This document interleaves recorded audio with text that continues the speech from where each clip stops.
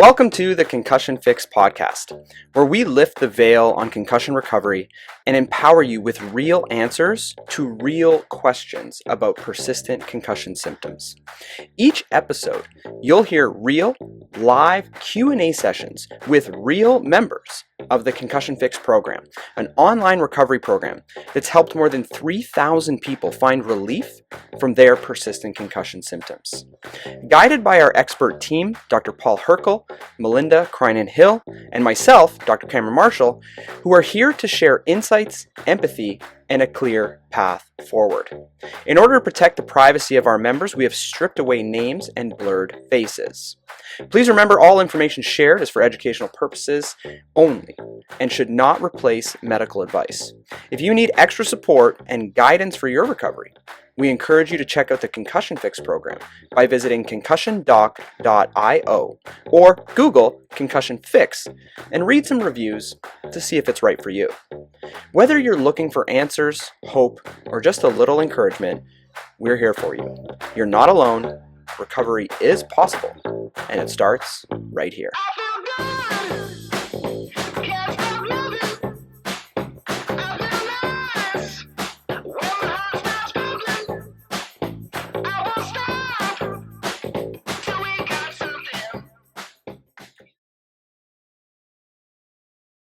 Yeah, so I've been on and off the platform. I had quite some good successes, and I came on and asked a question last time, and it was basically revolved around my neck, and neck strengthening and loosening at the same time. I think this is mostly probably be aimed at you, Cam, from that perspective. So I've sort of came away and I tried to sort of incorporate my own program in terms of strengthening and loosening the neck at the same time, and I've watched the seminar. Specifically on the neck, which is on the resources on the website. I think what's happening at the moment is I'm getting to a place where, so what I do is I get a lacrosse ball and I basically massage my suboccipitals with that. So I lie on the floor and get quite deep into that for about 2 minutes for 3 sets in the morning. I was doing acupuncture at the same time as well, and having Botox injections to see if that works sort of around that neck and loosening. So I'm on top of that. It's just as soon as I start strengthening, or as soon as I start probing around the sort of mobility side of my neck, it all seems to go south. I think it was last Sunday. I'll just show you. I was doing some like chin tucks like this, and then lying down and lifting my head off the floor just to strengthen around that neck and that sort of area, with some sort of reverse flies and some other things related to that. And then a day later, my eyes are just so sore, and it just lingers for weeks afterwards. So I can't really gauge that. I just can't get it right. I don't know what it is. I'm struggling what to do next going forward. What are your main symptoms? Is it mostly just headaches or head pain?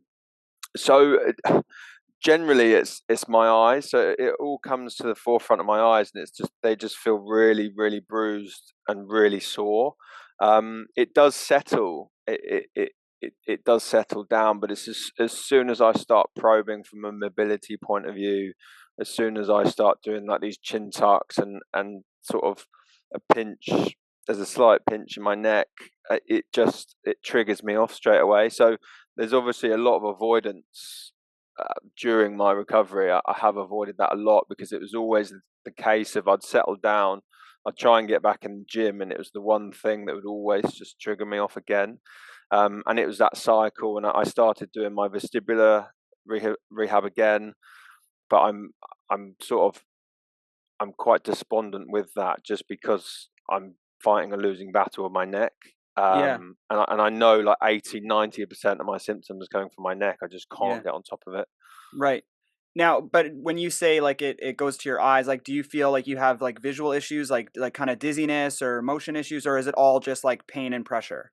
Yeah, so it's a bit of both really, but it's all governed by if my neck's tight, I can feel it a bit. My eyes, my vision's not been great recently. Mm. I got to a point about 2 years ago where I was pretty much fine. Had no symptoms. I was exercising a lot. I was doing everything I, you know, possibly could.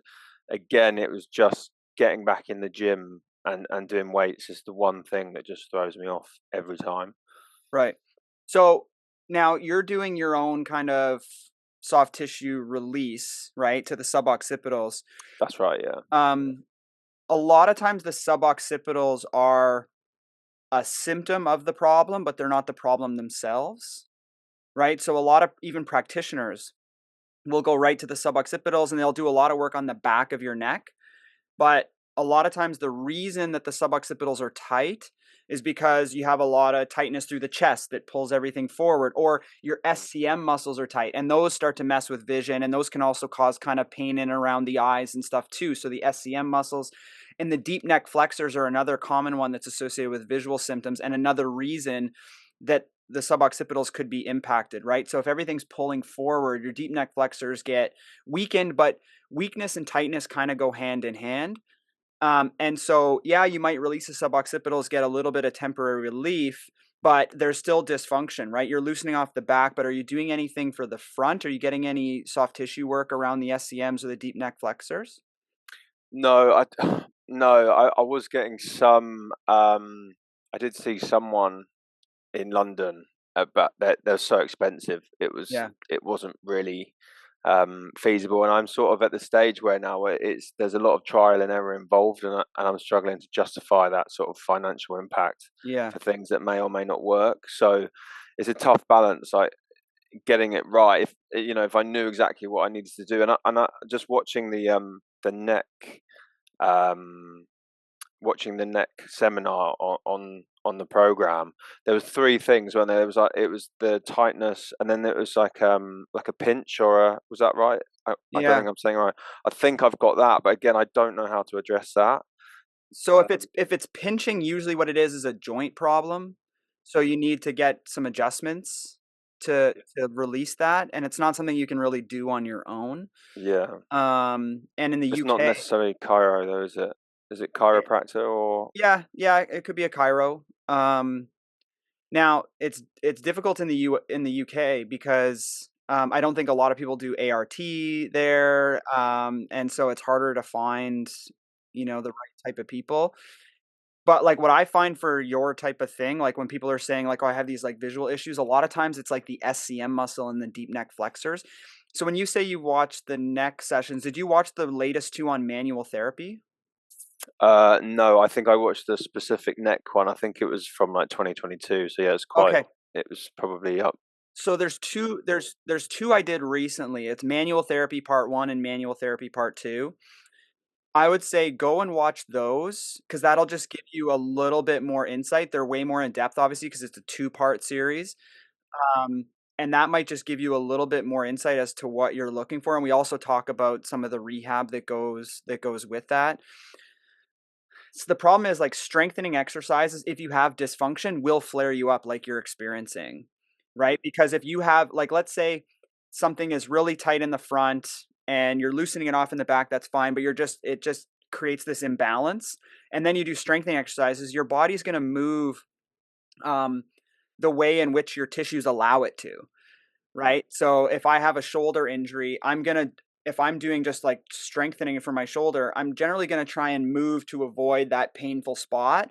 And it's gonna create this kind of weird movement pattern. And am I really getting to the point where I need to? So my approach generally is let's loosen things off, get things moving properly first, then we can start to strengthen. Because if we strengthen too early, then we might be in a situation where we have these abnormal movements. And that might be what you're experiencing, where you're loosening off one side but not the other. And that creates a bit of dysfunction front to back or side to side. And then and then when you do these exercises, that dysfunction comes to the surface. And then you start to feel this increase in symptoms. And so you may just need a little bit more tissue work. Um, so I would watch those two videos just to get a little bit more insight that might kind of help you. Yeah. Would you suggest doing more like iso hold sort of exercises then rather than movement exercises to begin with, because it is literally it's like a day after, as soon as I start doing those sort of prone sort of chin tuck movements and start just messing around here, it's almost instant in terms of the reaction I get. I mean, it doesn't really matter whether it's iso hold or whatever. Like if you engage the muscles, right? So let's say my deep neck flexors are really tight on the left and not bad on the right. And there's always kind of a side to side difference whenever I assess people. Like people have issues with like, oh, when I look up, I feel dizzy or I whatever. You have this kind of side to side difference there. Now, if you those sensors in your muscles, they will detect tension. So when you contract the muscle, there's going to be increased tension in the muscle. When you stretch the muscle, there's going to be increased tension in the muscle. But if one side is already under more tension, it's telling your brain that your head is maybe rotated slightly or tilted slightly. And when you then add more tension to that, you're just going to have, there's like a differential between the sides, the side to side. And then as you recover from doing that strengthening exercise, whether it's an isometric hold or a movement-based exercise, that differential may start to just cause some some kind of disequilibrium within your system where you're like, okay, your brain doesn't really know where you are in space. It starts to create this system. If there's any kind of, functional instability there, you're going to have, everything's going to tighten up now as a response to that because it's trying to stabilize things. So usually my first step, and this is in those videos, but generally my first step is like, get good tissue work to loosen it off. And there's examples of me actually treating somebody in those things. So you can see exactly kind of what I do and what you're looking for. Finding it is another question though. Yeah, that's the biggest issue. I know it's the biggest issue for us in terms of referring people within this program to try and find, good neck treatment is that part. I just wish I could get my hands on everyone because I would just be able to be like, okay, let's do this. And then you'll see it like right away. Like I did a seminar last weekend the weekend before in Quebec. And there was a girl there that has persistent symptoms and I just gave her a quick little visual assessment and then kind of I incorporated her neck into that assessment to try and see how much the neck was involved, found a few areas that were there. I was like, hey, let me just work on her. I worked on her for 2 minutes and then I did that assessment again and dizziness was gone, right? So it can be that quick if you know kind of what you're doing, but trying to find somebody who's able to do that is the challenge. But if you go and look at that, it'll just give you a little bit more insight into things you may be missing. And yeah, that might open it up for you. And then after that, maybe come back and ask some questions if you're still kind of. Yeah, okay. Because could it be a case, I have thought this before, I mean, I just feel like most of my symptoms now are quite superficial because it has been going on for so long. I mean, is it a case of just pushing through the pain and just what my head might just come to some sort of equilibrium? In some cases, pushing in is okay because you'll kind of adapt to it. In other cases, it just continues on with it. So it's hard for me to say from where I am right now without like assessing you myself. You may want to just go back to just getting like the soft tissue work first until things are like good, and then start to do a little bit of proprioceptive and then some strengthening after that. If you're doing, you might be just doing the strengthening too soon and you're just not ready for it yet, and that's why things are flaring. I know, because I feel like I'm at that stage where I can start strengthening, and I just seem to get it wrong every time. Unless the strengthening is just again too much to what I'm doing, but it doesn't seem like a lot. So it's just getting that balance of where it's right. It's just so difficult. There's one device that I've seen that's really good for people in this situation. It's called the Topspin 360. I've talked about it before, but it's expensive, and generally it's run through like a clinic. But if you wanted to get it yourself, I think it's like $3,500 to get it. But it's like a football helmet that you put on, and it has like a rod on it that spins, and it works really well. It works really well for like developing kind of like a more uniform neck strength and stability, which is what people like you need. So you could look into something like that. We have formed a partnership with them through our clinics. So some of our clinics now are starting to purchase these devices to use as part of their rehab. I don't think any in the UK have done so yet. But if any do, then I can kind of put you in that direction to maybe start incorporating that, because I think that is one of the best things I've seen in terms of like improving neck stability. Yeah, I heard about that the other day actually. Yeah. And I came across an iron neck. Yeah, that's not going to be the same thing. That's kind of more like overall, like kind of brute strength. This more is more stability, which is where I think the issue is. It's not that you have like a weak neck, it's that maybe you have a little bit of instability. That's usually what the issue is. Yeah, I mean, I've definitely got some sort of muscle atrophy as well, just because I haven't been to gym in years. So, and off the back of rugby, I've got some other issues but going on. like rugby's going to cause like repeated kind of neck injuries that are going to cause dysfunction over time, right? Just based on the nature of the sport. So I would go back, watch those 2 manual therapy things, see if anything kind of resonates or things you might be able to incorporate to help. Maybe look into Topspin as a potential kind of option down the road. And then I'll reach out to some of our UK clinics to see if anyone has gotten on board with it yet. Yeah, that'd be fantastic. We have a really good clinic in Bristol. It's a couple hours from you. Yeah, I think I went down there a few years ago actually. I think the guy that was there, Chris, left or something. But yeah, he might have. But there's other people there as well. But I'll see if they're getting on the Topspin thing, because that might just be something additional that could be helpful. Yeah, no, that'd be great. Lovely. Thank you very much. Thanks, You're Cam. welcome. Yeah. Cheers. Thank you. Yeah. There we are. Can you hear me? Yep. Okay, great. This one is a question for you, actually.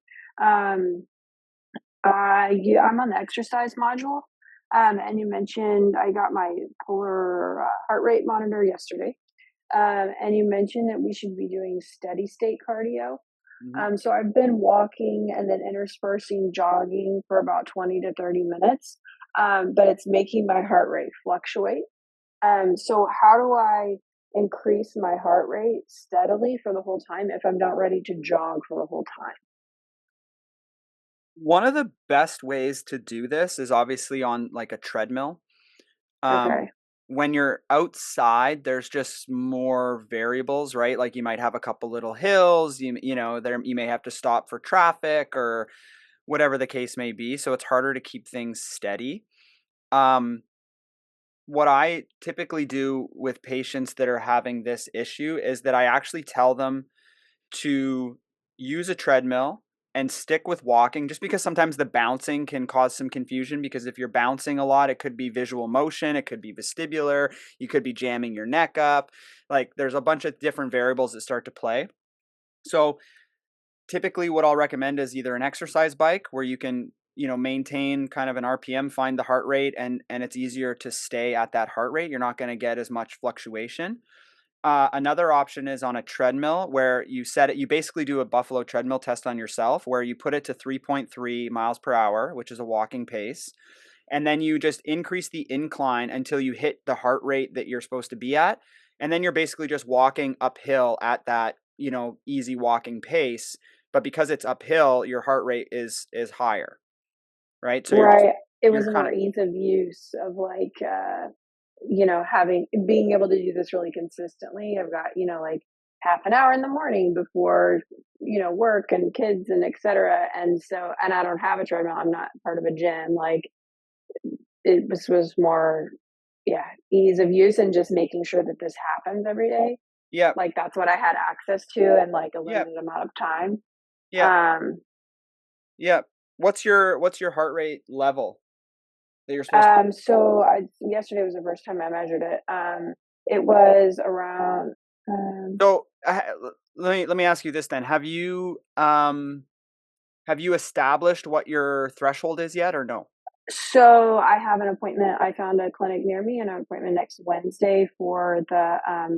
I called asking for the Buffalo test, but they basically said they can do that, but they're going to also do a full baseline evaluation. Yeah, I didn't know what that meant. Like, what does that mean? Yeah, they're gonna because you can't just come in and do a test, right? They're gonna have to take a history. They're gonna have to, make sure that you're able to do. Like, there's a bunch of things that have to be done. So they're gonna have to just do an assessment on you just to make sure that there's nothing else that you have to make sure that you don't have any contraindications to doing treadmill and whatever else. So they'll do like a full kind of assessment on you before they do that. Usually the treadmill test is the second visit. We just do like history, neuro exam, those types of things first. And then the second visit generally is a treadmill test. So you'll get it, which is good. Did you have increased symptoms when you were doing your exercise? I had a headache before I started, so that did the exercise make it worse? No. Yeah, because that's what we're looking for, right? We don't if care. Anything, it probably made it better. There you go. But so it's oscillating. So there's like little gray and blue bars, etc., about your level. So my max is 182, my total max. My just standing resting heart rate is around 78 or so, and then it was kind of going up. I wish I could attach this would be more helpful, but it was like going up around just the very low gray bar. So I'm not like around in between 91 and 110. And then as I started to get later, it was in between like 109 and 127. But it's like the line is like wiggling all over the place. Like it's not staying right around the same. Yeah, that's normal. It's going to do Okay. that, right? Your heart rate's going to kind of go up and down and things like that, depending on what's going on. But, because I was like running, walking. Well, that's why yeah. Yeah. So you want to try and find a pace at which you can be somewhat steady. Now, if you're doing it without a treadmill, then what you want to do is start with 50% of your max heart rate, right? So if your max based on your age is 182, then you would basically be starting at like, 90, right? Okay. So you could pick a range of 90. So you could say from 85 to 95. And that's probably going to be a walking pace to start. Pretty easy, yeah. Mm-hmm. Right? So you're just going to be walking the whole time. And then if that's fine and you don't get an increase in symptoms, right? I don't care if you have a headache before you start. Does exercise make the headache worse substantially? No. Good. And I do this every day. Like, yeah, I do the walking and jogging every day. Yeah. Okay. And then if that's fine, then the next day, then you bump up to 55% of your max heart rate. And if that's fine, the next day you bump up to 60% of your max heart rate. And then if that's fine, the next day you bump up to 65. So I guess I'm wondering, like, there's only so fast you can power walk, right? Yeah. And then like, if you don't have a treadmill and then I can't run the whole thing yet, is it okay to be kind of going walking, running?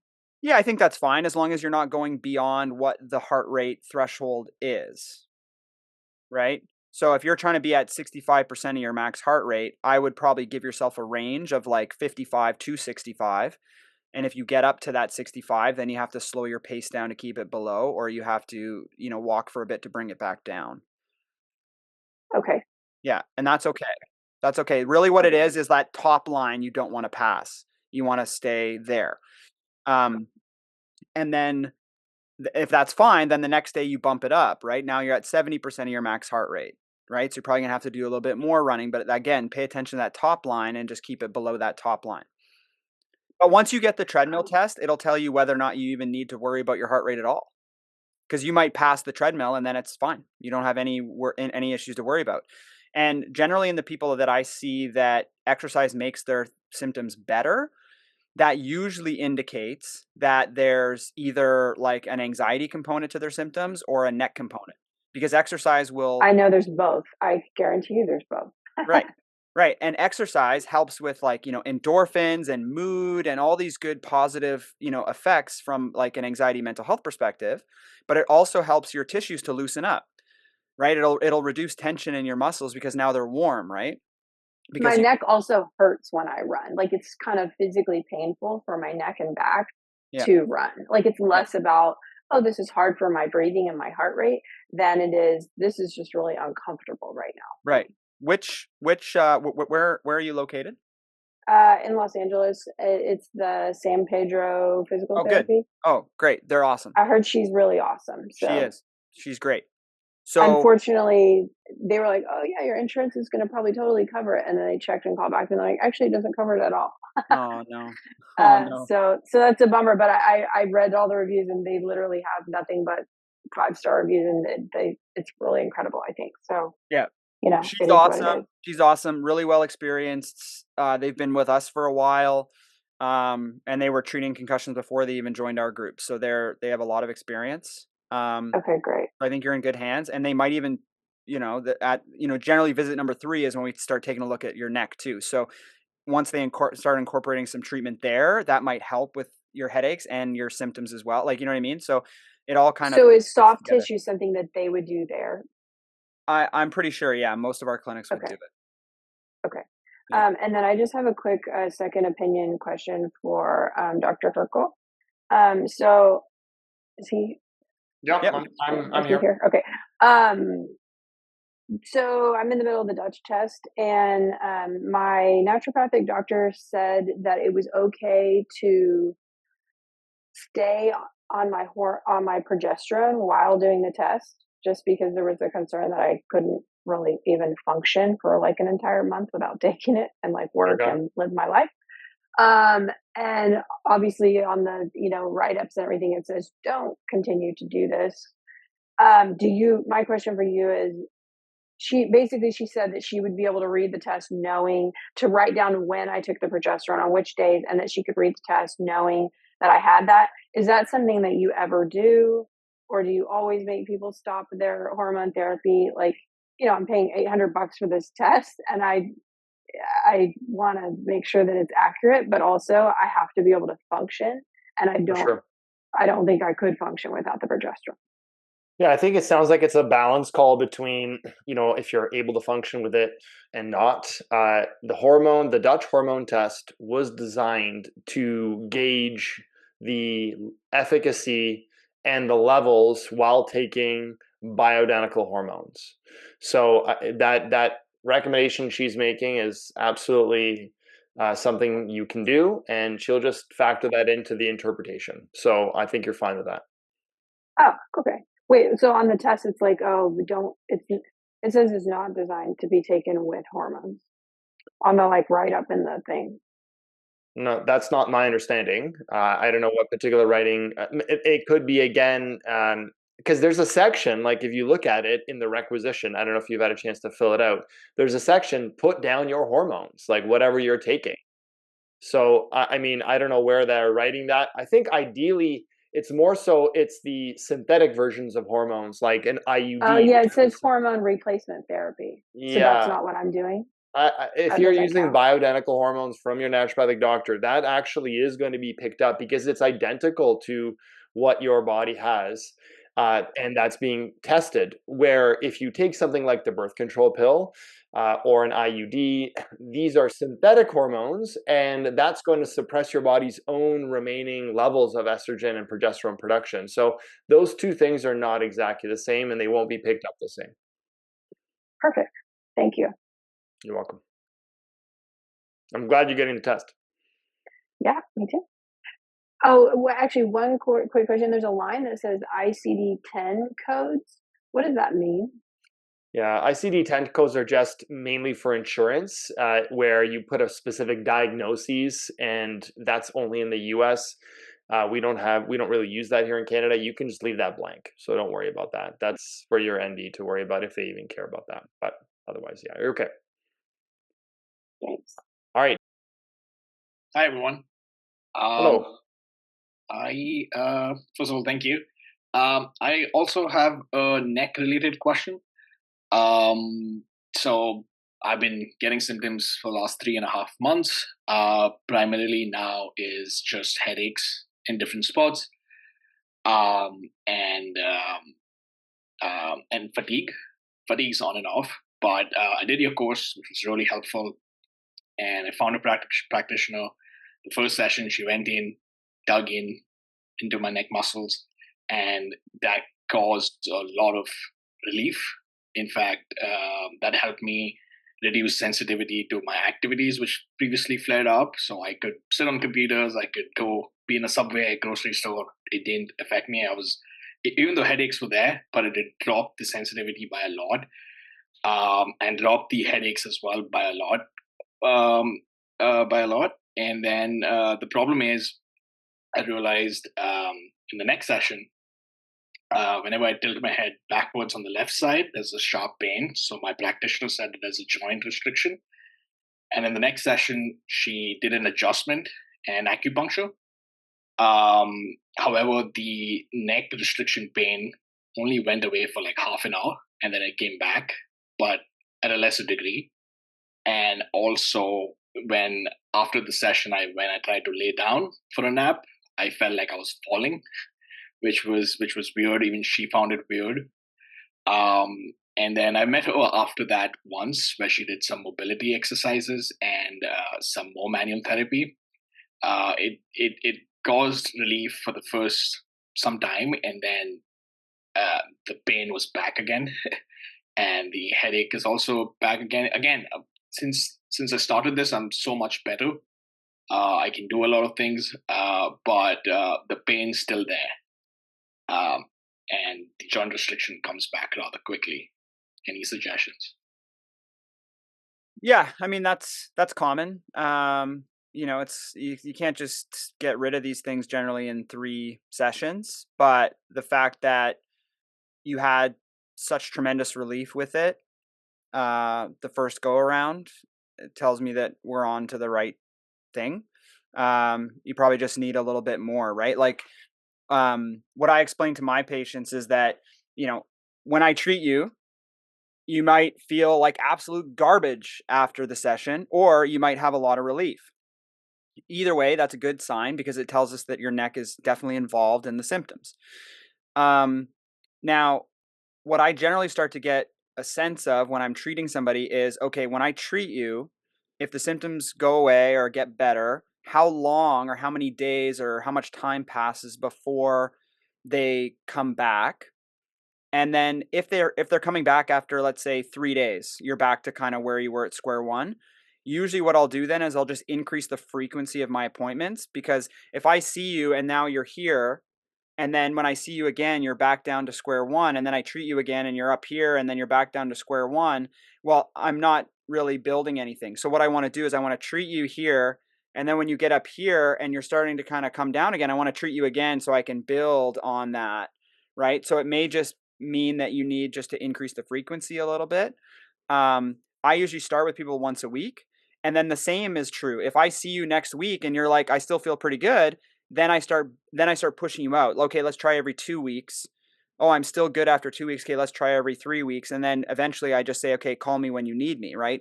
If you have neck dysfunction, it's generally going to come back. It's not something that's gone forever.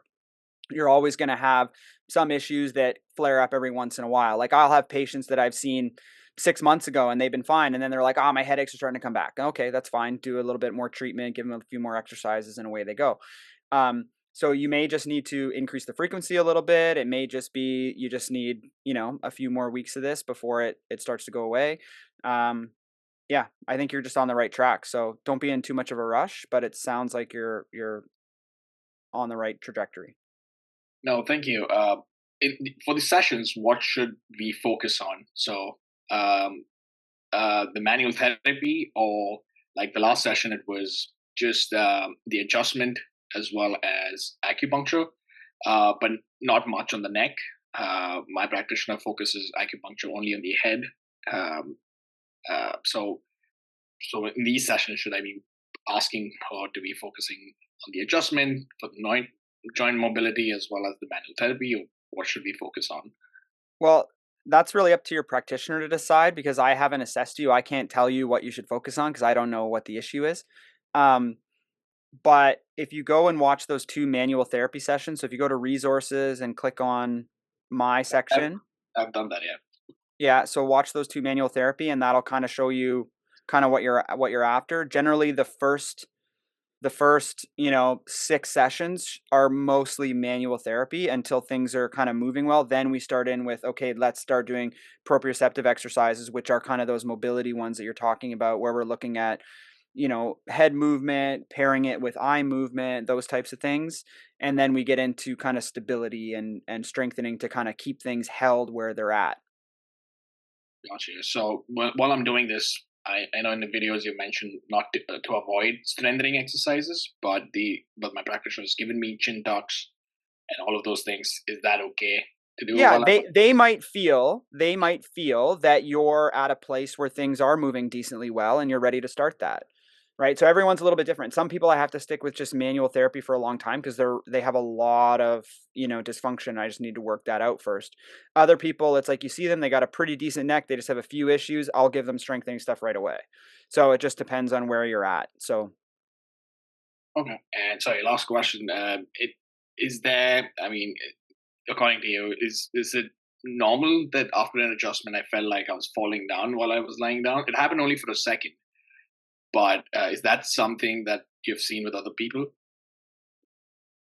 Yeah. Anytime you do like any manual therapy, adjustments, whatever, it's like you have to kind of recalibrate your new neck, right? It changes the input from the sensors. Your brain's trying to figure out like, okay, where am I now in space? And sometimes you'll have kind of weird symptoms, like you'll have a little bit of increased dizziness afterwards, or muscles will, tighten up or they'll loosen or whatever. So it just depends on the response to it. That's fairly normal. Gotcha. Well, thank you. Yeah.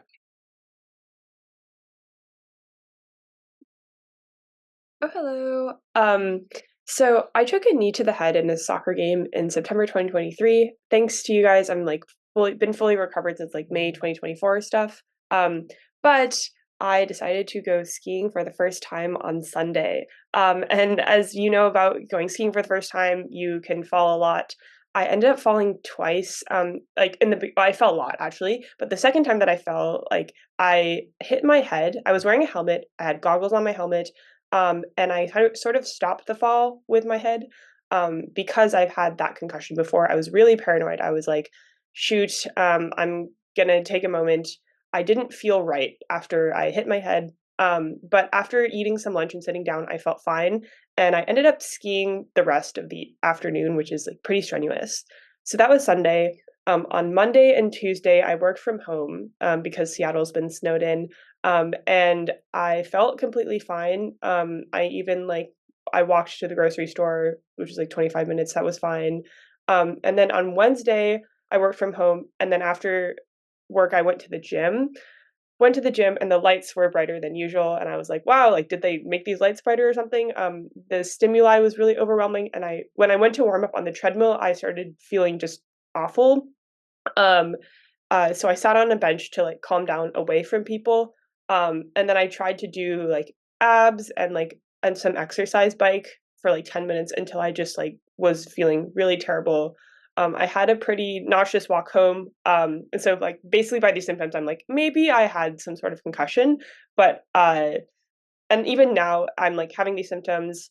And it was like, when I got home from the gym, it was hard to like do basic tasks like shower before bed.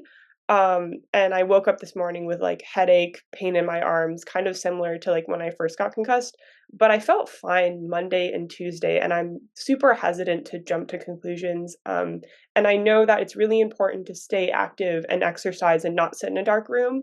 And I'm kind of like wondering, what is the best strategy? Should I start from the beginning? I've been in like a really good bout of exercise. Like obviously pushing myself in these exercises will make it worse. I can start at the baseline, getting my heart rate and stuff. Do you have any advice or feedback at this point? Well, so, did you have another concussion? It's, you can't really know. I mean, the symptoms do fit, but the symptoms also fit with a bunch of other things. So it's hard to say, was it a concussion or was it not? Usually in these situations, we just say, treat it like it is, right? Treat it like it is, and that'll be your best bet. So, don't push yourself too hard at the gym. I think it's a good idea to kind of go back to kind of square one basics, work on, Melinda's modules, make sure your diet is good, kind of do all the foundational stuff that got you better in the first place. And, gradually increase your exercise, and you'll probably be feeling better fairly quickly, because like the earlier you start that stuff, the better. So don't push yourself too hard at the gym, because if there is a little bit of autonomic stuff, then you're just going to kind of hit that wall and start creating kind of setbacks for yourself. But if you just go, okay, I'm just going to go easy for a few days, I'm just going to gradually build my tolerance up again and those types of things, I think you'll be probably really surprised at how fast you can get better from this. Now, Another thing, like, not to beat the neck thing to death, I feel like I'm always harping on neck because it's Yeah. one of those things that I feel that is just so commonly missed, is that generally with any type of injury, soft tissue injury, those types of things, like even when you sprain your ankle, Uh-huh. it's you can kind of continue to play on it that day, but then it's like you wake up the next day and then it's starting to hurt more and more. And a few days later, it's even worse, right? And the same thing goes with kind of whiplash type injuries, right? Like it takes a while for like inflammation to kind of set in and now start to cause all these types of symptoms. So it's very also possible that when you fell, you kind of jammed your neck up a bit. That's going to make you feel off a little bit, but also just the anxiety response of that is also going to make you feel off. Like if you fall and you're like, oh shit, have I done it again? You're starting to kind of look at and analyzing everything. And then that can start to cause some of the same symptoms, but it also increases kind of stress and tension, in the neck. And then if there's been a bit of a neck issue, it might take a few days for those symptoms to evolve and start to actually come up. Right. So we see this all the time and people are like, oh, I felt fine for a few days. And then all of a sudden my symptoms started. I mean, neck is one of them, but it also could be that autonomic. It also could be like it could be a bunch of different things. So I would just say treat it like it's a concussion. That's your best bet, right? Take it easy for a bit. Take frequent breaks when you're working. Get up, walk around, go for some light exercise. Work on the mindfulness stuff from Melinda's sections. Make sure your diet is really good and clean. Make sure you're getting good sleep at night. Try to calm the nervous system down. All those types of things. I think that you'll be feeling better in no time. Get some neck work too. I see, and for sure, I think that there definitely was some whiplash with like the skiing. Even the afternoon when I continued to ski, I was still falling, just not like hitting my head, just like being off balance. But my one question is, I know you say that like getting or so right now I'm like over aggravated, like my symptoms are like really aggravated. That's why it's like difficult. But I should continue to like walk those 20 minutes a day even if feeling bad, as long like because sometimes there's that delayed reaction of when things will get worse. So I'm just trying to figure out like how much is too much. Like if I'm having that like sensitivity to light, I'm like worried like maybe that's not the neck issue. But I guess like the Can be. general is just It can be. One of the symptoms of neck dysfunction is increased sensitivity to light. sure. Okay. Yeah. I think that makes me feel a lot better now because I don't think that hit to the head was so like the 70 G's of force as you mentioned. So yeah. Yeah, I think Yeah. that's everything. I know there's a lot of people in line, so I got But also like light sensitivity is an autonomic thing too. Mm, Right? And inflammation and autonomic go hand in hand too. So it's kind of everything. It could be everything. So you just want to look at it holistically. Work on, calming the autonomic system down, doing nice diaphragmatic breathing exercises. If you're into meditation, you can start doing some of that. And and get your diet, clean again and all that good stuff. A little bit of light exercise, go out for just a 20-minute light exercise, like just walk around the block. And you may have some visual symptoms from that, especially if you have neck dysfunction or whatever, and that's okay. If 20 minutes is too much, then the next day drop it down to 10 and try that and see if that's okay. And find that kind of level that you can work at and then just start building up from there according to symptom tolerance. thank you. That's super helpful to inform my exercise plan. Really appreciate it. You're welcome. You'll be fine. You'll be fine. Thanks. Yeah, I agree with that, Cam. It sounds like it's neck. I'm sure Melinda probably is like it's an immediate like anxiety response, and because of the history, it's there's a lot of symptoms that you've described would fit with my patients with neck dysfunction. So That's super great to Yeah. hear. Thank you. I think it's really that mix of everything. And like Dr. Cam said, it can be really hard to pinpoint exactly what it is right now. But if you just kind of slow things down, and I just echo kind of what Dr. Cam said, take it easy and work on the things that supported you at the beginning, and then reassess in a month, reassess in a little yeah, while. and if you don't get improvement in a month, then that's where you reach out to the providers and start working with them, because there's lots of research showing that the sooner that you do get care in that kind of like 30-day period, if things are not moving in the right direction, because I think you have a well above average knowledge yourself because you've gone through the Concussion Fix program. So you don't need to jump to that right away because you have a lot of those tools. But then if you feel like, okay, things are not really going the way that I want to in the next, 2 weeks, get in and start working with, again, we suspect it's the neck, and start working on that. Sure. Thank you so much. This is really helpful. Yeah, that first setback or that first kind of flare after you've recovered or feel like you're kind of back to yourself again can be really upsetting and bring on a lot of anxiety. So it's sort of that first time you've had one of those setbacks. And I know we've heard from a lot of members here that, once they get through that hurdle of having that first setback and they realize it only takes a little while to kind of get things back to baseline or their new baseline following the first concussion, then you can build that confidence that, hey, if I, decide to go skiing and something happens, I feel more confident that I'll recover in the way I need to if something does happen. So it can be kind of, destabilizing thinking about having that first setback following the recovery. But, once you kind of move through this, hopefully you'll be able to find a little bit more confidence in recovering from small setbacks. Right, that makes sense. All right, let's go to the chat real quick. Just bring up some questions. All right. You talked about soy milk a few weeks ago. I want to add protein smoothies to add extra protein to my day, not to replace a meal. One, how bad is cow milk for us? I'm in Canada, where I think our milk is a bit better than it is in the US. I know it can cause increase in mucus, especially if sick, but I don't have an intolerance to it. I can't get organic cow milk where I'm at, but I can get extra filtered ones if that makes a difference. Should I use cow milk, soy milk, oat milk? And two, is there a good protein powder? Like you did for vitamins, what should I look for in a good protein powder? My husband wants the fun flavor ones, which I'm okay with too. And I know they might not be the best, but it would be a compromise as we would both be using it. So that's for you, Dr. Hrkal. There's a part 1, part 2 there, I think. Okay. Yeah. So let's talk about dairy.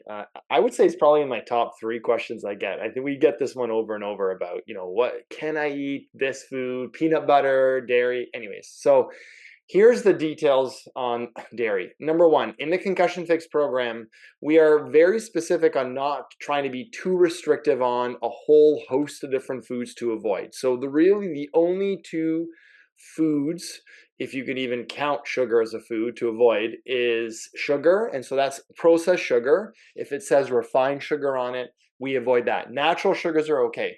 So that's the first one. The second one is gluten. And so there's a lot of different grains. Obviously wheat has gluten, but even some other grains and some other products like oats can be cross-contaminated. So those are the 2 that we say 100% do try to avoid. Dairy products, I do mention in the course, and when we re-record, we're going to clarify some of these things, but I do mention is that being more pro-inflammatory for some people that have a sensitivity. And so that's the one food group that is a bit of a gray area. I think there's a lot of benefit to good quality dairy products. For example, fermented kefir or yogurt is great. However, for some people that have food sensitivity, like myself, it is going to be more inflammatory and it can contribute to symptoms. Now, the reason we focus on gluten is because those symptoms are very specific to the neurological system in some cases. With dairy, you don't get that specificity. Usually, as you've already said in your question, there is a connection to things like the mucous membranes getting inflamed or irritated or increased mucus production. So that can be in the throat, that can be in the sinuses, that can be in the intestinal tract. It can also present like gas and bloating and changes in stools. That's probably the most common one. And then thirdly, it can influence other things in the body, like being more achy and maybe a little bit more joint pain, maybe even more neck pain. So it's one of those things that I ask people do you think you have a food sensitivity? Has your doctor tested you for lactose intolerance? Lactose intolerance is not what we're talking about. That is an intolerance. You can't break down that sugar, which is what lactose is. But what we're talking about here is an inflammatory allergic response. So I think we're leaving it up to the member of themselves to determine if there is a food sensitivity, then you should avoid it. And if it's not, then maybe you can include it. And whether or not it's organic, you do your best. You're trying to find sources that are going to be ideally the lowest in contamination and the highest in nutrients. In Canada, in general, dairy milk does not contain a lot of the growth hormone that the U.S. dairy milk does, and most dairy cows are at least partially grass-fed too. So if you can't find organic, that's okay. Final comment about dairy is that there's different tiers of dairy, in my opinion. So something like pizza and cheese that's been fried is not nearly as beneficial as, let's say, yogurt or kefir or something fermented.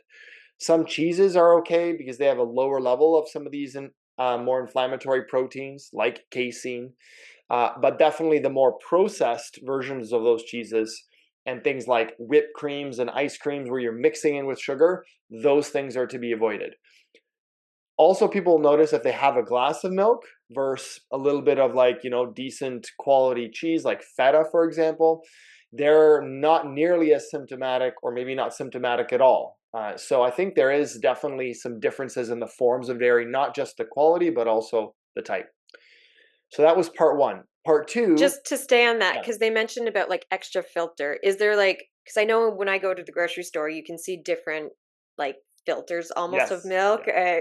I know the True Taste, I think, is more filtered, or it's 3 or 4 times filter they advertise. Yeah. Right? Do you know if that makes a difference? Because I'm assuming since they put that in there for that, it's more so like a taste thing, honestly, Nikki. Okay. It's not so much. It's not so much an issue with it being higher quality or somehow it filters out any sort of additional contaminants. I don't think that's the case. I think it's more so like a marketing taste piece. So I don't think that's as important. Organic is definitely, I think, a cut above. If you can find totally grass-fed cows, that's definitely a cut above. Like right now, milk is still being produced and they're eating hay, and they might be eating some corn as well. But generally they're grass-fed. And then finally, we don't know if there are hormones added to them in terms of antibiotics. Sorry, not hormones, but antibiotics, because there might be infections. So that is something that organic milk is lower in. And then there's this thing called A2 milk. I don't know if people have heard of this before, but this is a type of milk a type of cow that produces milk that is lower in a specific, more inflammatory protein that's found in dairy. And just about the fact that there is this company that's creating this, that's actually pretty widespread, tells us that they know that dairy is inflammatory and allergic for a lot of people. So it's not like a secret anymore that it's only naturopaths talking about this. I know it's a bit of a longer question, so it's a bit of a longer-winded answer. I do want to talk about just some of the dairy alternatives. So things like soy milk, coconut milk, rice milk, oat milk.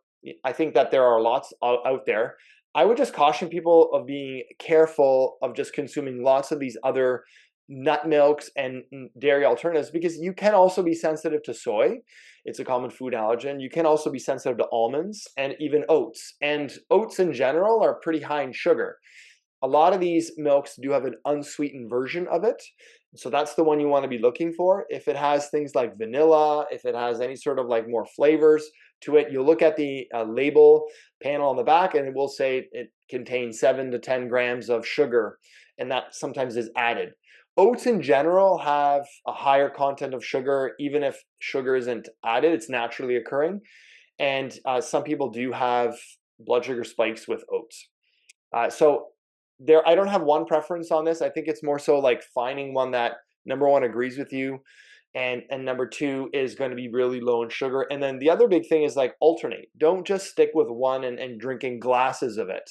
I'm not opposed to something like organic soy milk. Or even gluten-free organic oat milk. I think that's fine. Coconut milk is fine.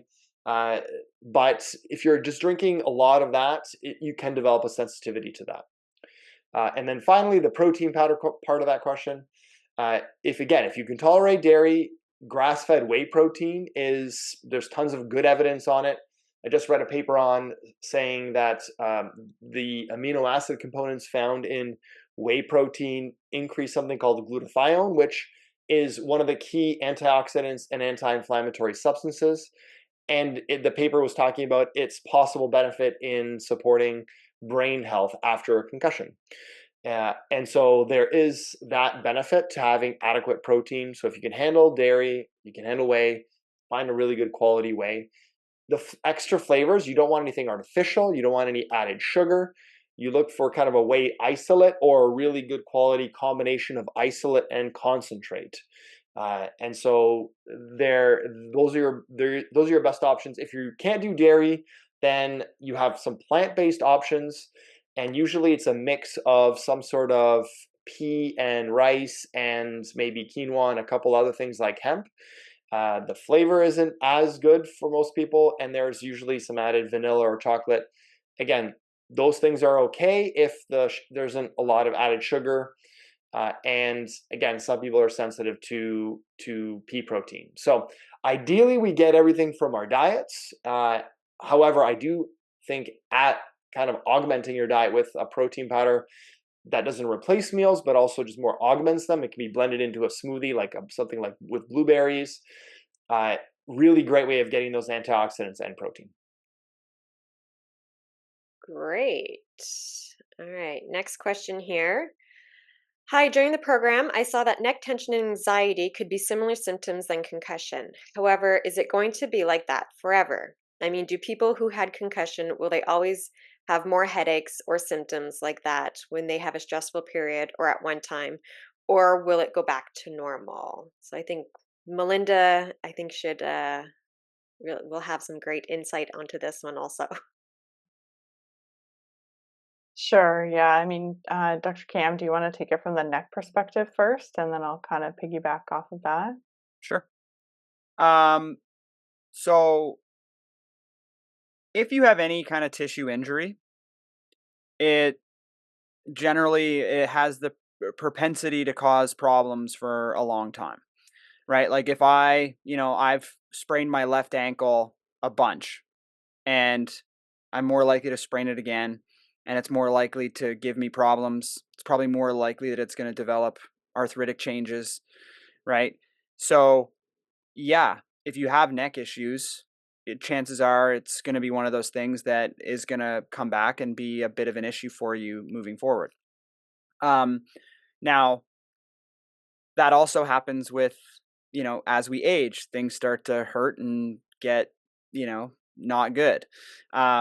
So it's not so much looking at it as like, oh, can I ever get better from this? The answer is yes, but is it going to flare up from time to time? Probably, right? Like I mentioned, I have concussion patients that, it turns out it was a neck issue, and I've treated them and they've been good. And then they'll call me every probably 3 to 6 months and be like, hey, I'm starting to get headaches again. I need some work.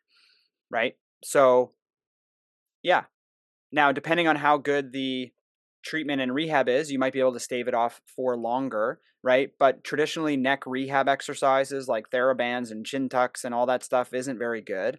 So, like I said, the best thing I've seen is probably that Topspin device. And I think if everyone was doing that, you'd probably have way less recurrent or chronic neck issues. But generally, if you injure any tissue in your body, it's probably going to flare up from time to time. Like I have a left shoulder issue too, and it's flared up on me right now. So it pinches on me when I try to move it across my body and all sorts of stuff. So I just know that I need a bit more work on it. And after that, it'll probably be good for the next 3 years. And then it'll start to flare up on me again. It's just how it goes.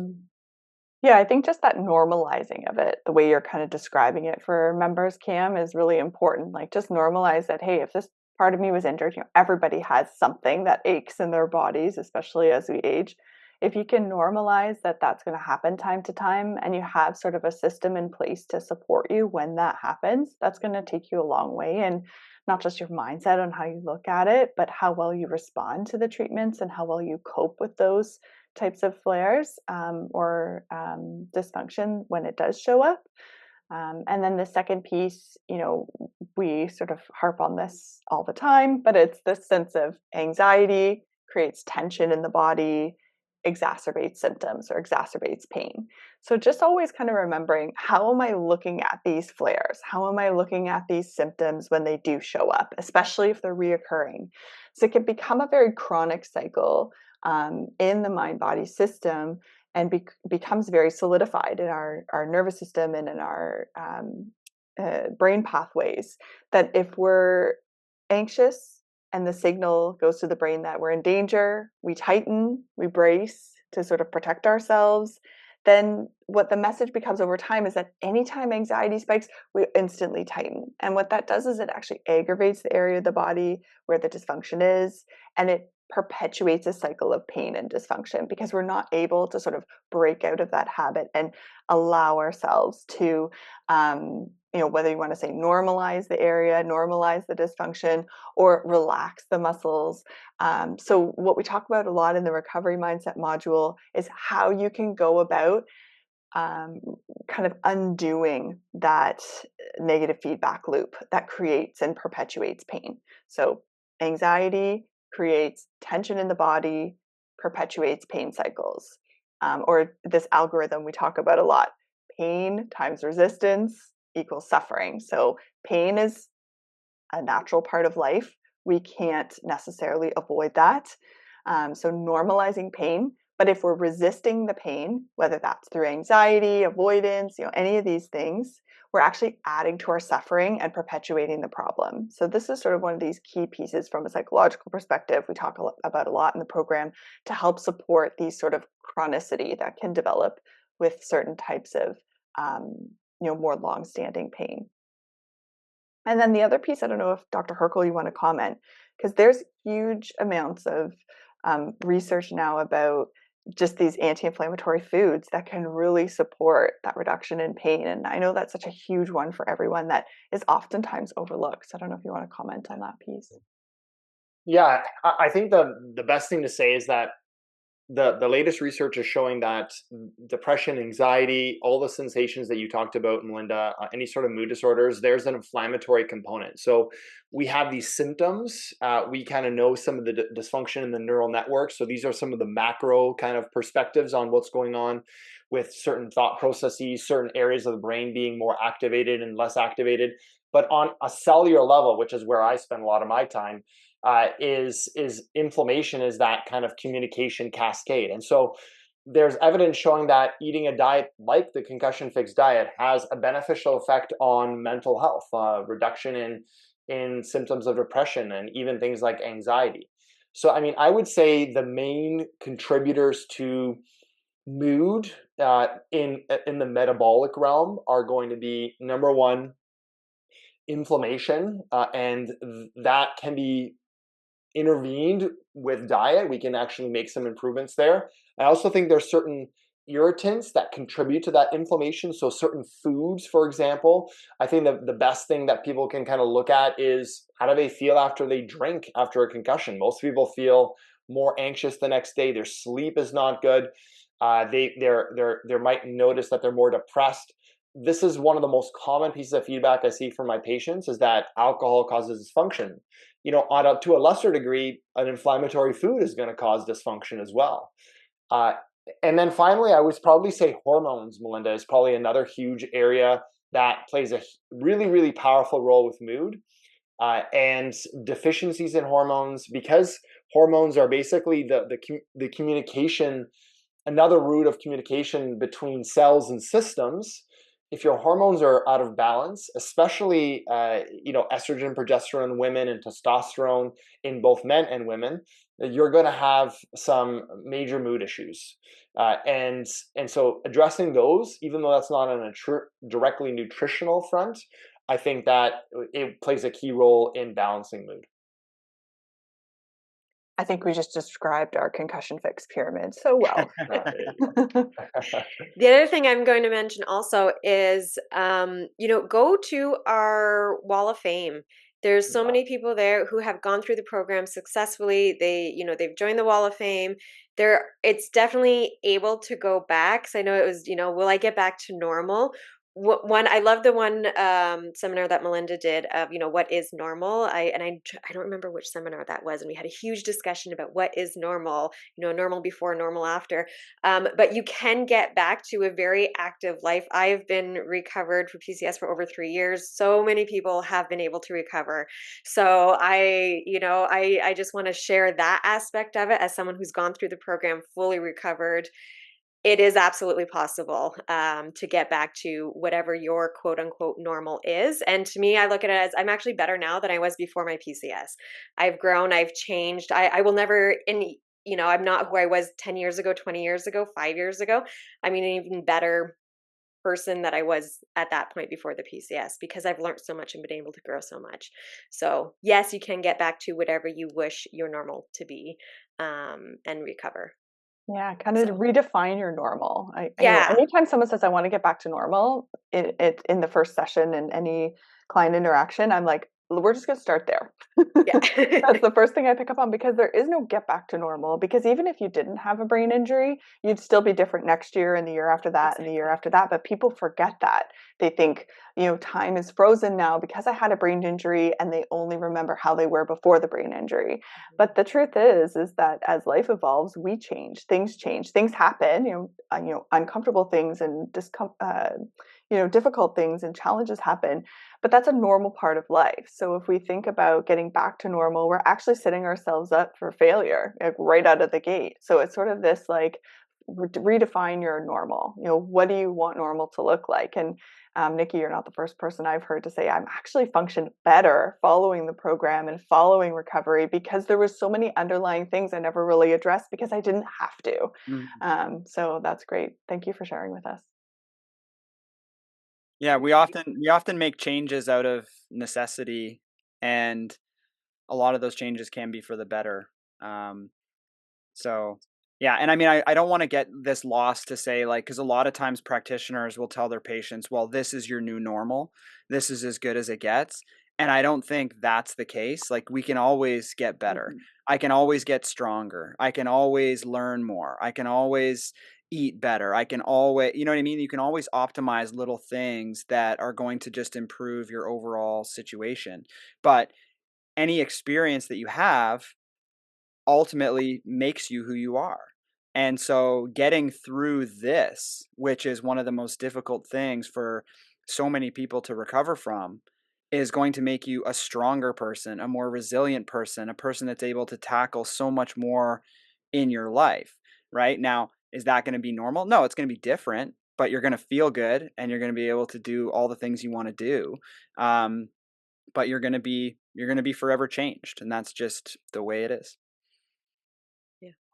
I think we have time for one more short one. All right.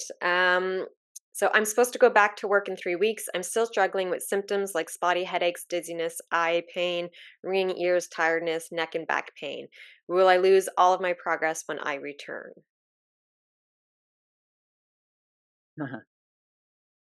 These questions are... Yeah, and this is not the...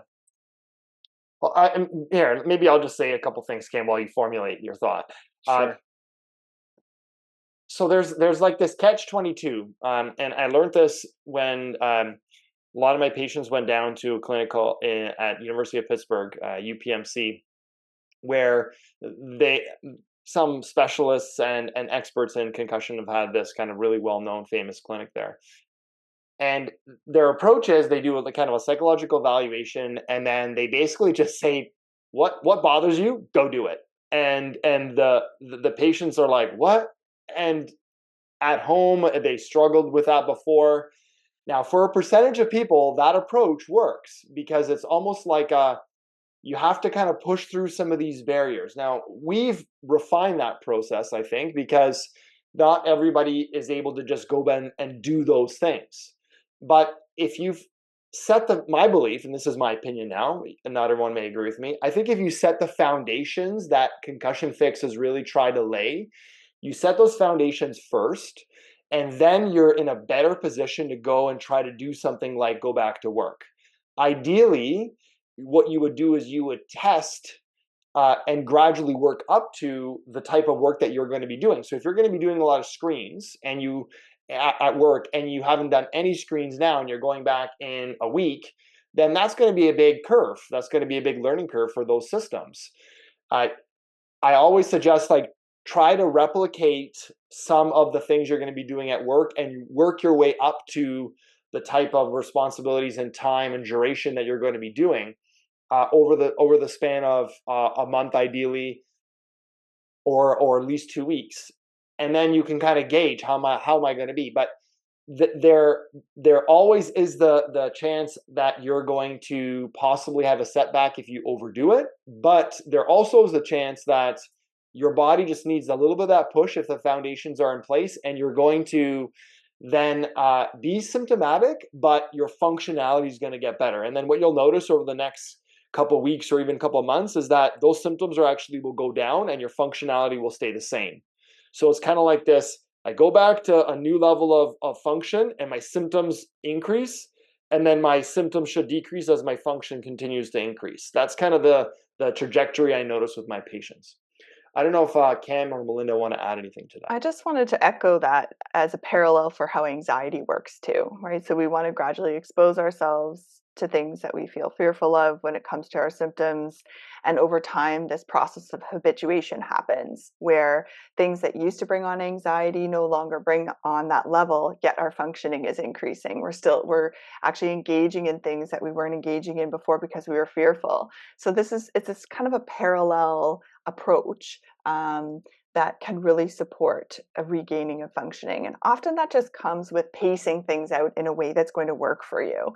So, if the return to work is in 3 weeks and you don't do any of the pacing or the reintroduction until you're back in the office, you may experience more challenges than someone who's, prepared to sit in front of say you have a computer job that you do like half an hour a day and then an hour a day and then an hour and a half, and really kind of boost that tolerance, right, to the stimuli that might be creating some symptoms for you. That also, as I mentioned, parallels and it works simultaneously with anxiety and fear around getting those symptom flares. Because the more we can build confidence that we can do little bits without creating the symptom flare, the more likely we are to try and do it again next time. Yeah, I agree with both previous opinions. The question that I have in these things is, okay, what have you done? Where are you in the program? Have you built these tools, right? Have you done the work to build these tools? And if not, then you may not be in a place where work is that's where you know what I mean? You kind of have to build this stuff up when you don't have that looming over your head, because the stress of that can just make it harder for you to do the things and build the tools. So generally we have my typical thing is if I have somebody that's been off work for 6 months, let's say, I'm not going to just set a timeline to be like, hey, you're going back full time 3 weeks. It's just not going to be a good way to do it. So usually what I'll do is say, okay, set your return to work for, 2 or 3 months from now. In the meantime, start building the tools that you have that are in this program, right? Focusing on all the stuff in Melinda's modules, getting your diet clean, exercising regularly. But then in the meantime, what you want to start doing is take the demands of your job and start doing those things at home and increasing the time that you spend on them. So, I would start with half an hour of computer work if it's a computer-based job. Then you gradually increase that to an hour, and then you're doing 2 hours, and then you're doing 3 hours. And so you're building your tolerance. You're also building the foundations that you're going to need for when you go back. You're building the tools for if things get overwhelming, you know how to handle it. And then when you go back, we typically recommend that you do a 3-day-a-week schedule. So you start with Monday, Wednesday, Friday, and you start with 2 hours Monday, 2 hours Wednesday, 2 hours Friday. So that you always have Tuesday and Thursday off to recover if needed, right? And then after a week, you can add another hour. So Monday, 3 hours, Wednesday, 3 hours, Friday, 3 hours. And you keep gradually adding an additional hour to those 3 days. So you always have Tuesday and Thursday off.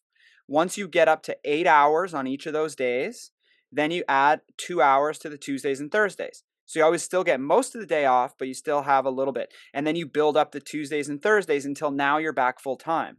Now, this could take, 5-6 months to actually build that up. But that's an important aspect of it. So it's just not throwing you into the fire. Because a lot of times if you're stressed about it and you haven't built the foundation properly and all of a sudden you're thrown into full-time work, that could be a lot.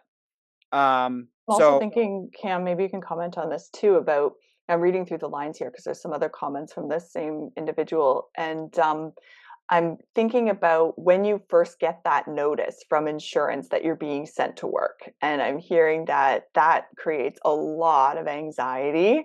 And suddenly you're like, oh my gosh, this is what I'm being asked to do. And I don't think I'll be able to do it. So I'm curious whether or not, one thing we can highlight, and this is relevant for other members too, is this sense of, when you're so say you're coming up to the point on short-term disability where you're going to have to move into long-term disability. Oftentimes, this is a really stressful period for people because they're not potentially healed enough. They're not ready to return to work. And this creates a lot of the chaotic thoughts and concern about how am I going to go back and meet these expectations? So I always sort of invite people to really have a frank conversation with their disability coordinator, whoever's following them, to say what your capacity is at this time. Oftentimes they are willing to work with you, but I find a lot of clients I work with anyways are hesitant to ask because they're really worried about what that means financially for their families or what that's going to mean for the security of their work. So increasing communication with your disability coordinator, your insurers, they will work with you to a certain extent to help support you. I mean, their goal is to get you back to work. So I always really encourage people to have those conversations versus sort of just freaking out when, which is a really normal response, but freaking out when you get this notice that it's time to go back to work. This is another key time this occurs is when the 2 years that's offered to most people following long-term disability is ending. So when these, milestones or these, certain time periods are occurring, remembering that there are ways to go about this to support a gradual return to work. Just because you get a letter that says, I'm just making this up, but just, because you get a letter that says it's time to return to work, you've been assessed that you can return to a full capacity. That doesn't mean you have to do it right away or jump in 5 days a week, because that's also not going to support your recovery. So I think that's also an important piece, and just piecing together a few things from this member. Yeah, I would see if you can reach out to your insurance provider, whoever your adjuster is, and just say, can I have a gradual return so that I don't just flare myself up and end up back, having to take full time off. Like, it would be really good if they could work with you to have a gradual build. And if you can help to structure it, and you structure it like, 3 days a week for a few hours, and then 3 days a week for a few more hours, and you just give yourself that break in between, like that's a really good structure that works, and it's really manageable to do for pretty much anyone. See if you can do that. But if not, try to get whatever you can in terms of a graduated return, right? Part-time and gradually increasing those hours, I think will just take a little bit of weight off you. And in the meantime, just work on the foundations, work on the diet, work on the mindfulness, work on kind of calming things down a bit, and try to do a little bit of whatever your job will entail. Try to do a little bit of that type of work at home when you can take frequent breaks and, go at your own pace and just gradually build, right? Don't try to sit down and power through an 8-hour day in your first day, right? Start with very limited time and just gradually increase from there so that you're feeling a little bit more confident when the 3-week time comes.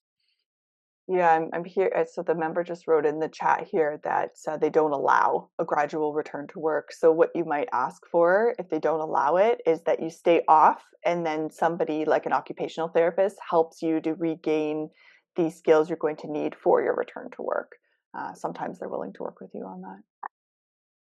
I don't know, Kim, you mentioned insurance. For me, it was a lot of people as doctors can just put that part-time. They can only work part-time. And then with the doctor's note, that forces employers to follow that a little bit more, at least. Mm-hmm. Yeah, ideally they want to set you up for success, right? You want to go back to work. They want you back at work. It's just setting yourself up to do it in a way that's going to build your capacity and your resilience so that you don't flare up and then have, a bigger setback. Great. I think that's a good spot to end it for today. Thank you, everyone, for your questions. Hope everyone has a fantastic day. Bye, everyone. Goodbye. Bye-bye. Thank you for tuning in to the Concussion Fix podcast. We hope you found today's episode helpful and that it gave you a little more clarity, hope, and confidence on your road to recovery. Remember, every step you take matters, no matter how small it may seem. If you feel that you could use a little more support on your healing journey, check out the Concussion Fix program. Just visit concussiondoc.io or simply type Concussion Fix into Google and read some of the reviews from people who've already walked this path. With over 3,000 success stories and an average symptom reduction of nearly 50% in just the first few weeks, it might just be the help you need to break through. Thank you again for listening. If you found value in this episode, please share it with someone you think could benefit, and don't forget to subscribe so you never miss a session. Until next time, stay hopeful, stay curious, and continuously remind yourself that recovery is possible.